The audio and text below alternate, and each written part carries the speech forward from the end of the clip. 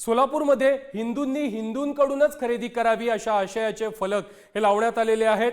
फलक झळकवणाऱ्या 3 ते 4 तरुणांविरोधात गुन्हा देखील दाखल करण्यात आलेला आहे। धर्माच्या नावाने खरेदी करा म्हणणाऱ्यांविरोधात सोलापूर पोलिसांनी ही कारवाई केलेली आहे।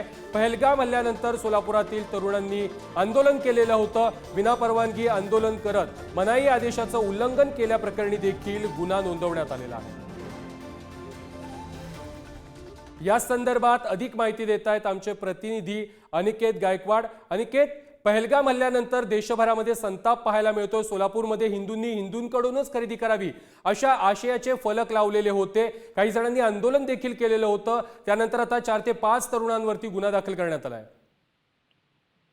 नक्कीच आपण जर पाहायला गेलं तर सोलापुरातील काही तरुण जे आहेत ते सोलापुरातील जी मुख्य बाजारपेठ आहे नवी पेठ, या बाजारपेठमध्ये हिंदूंनी हिंदूंकडूनच खरेदी करावी अशा आशयाचे फलक जे आहेत ते झळकावले होते आणि त्यानंतर आता त्या तरुणांविरोधात पोलिसांनी जे आहे ते गुन्हा दाखल केलेला आहे।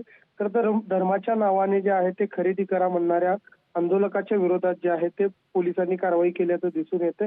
तर हा व्हिडिओ जो आहे तो सोशल मीडियावरती व्हायरल झाल्यानंतर पोलिसांनी स्वतःहून या सर्व घटनेची आहे ती दखल घेतलेली होती आणि त्यानंतर या 4 ते 5 जणांवरती गुन्हा दाखल केलेला आहे। खरं तर यामध्ये काही अल्पवयीन मुलं देखील आहेत आणि त्यांच्या सोबत जे आहे ते इतर देखील सहकाऱ्यांसहित गुन्हा दाखल करण्यात आलेला। खरं तर विनापरवाना जो आहे ते आंदोलन करत पोलिसांनी दिलेल्या मनाई आदेशाचे उल्लंघन केल्याप्रकरणी हा जो गुन्हा आहे तो गुन्हा दाखल करण्यात आलेला आहे।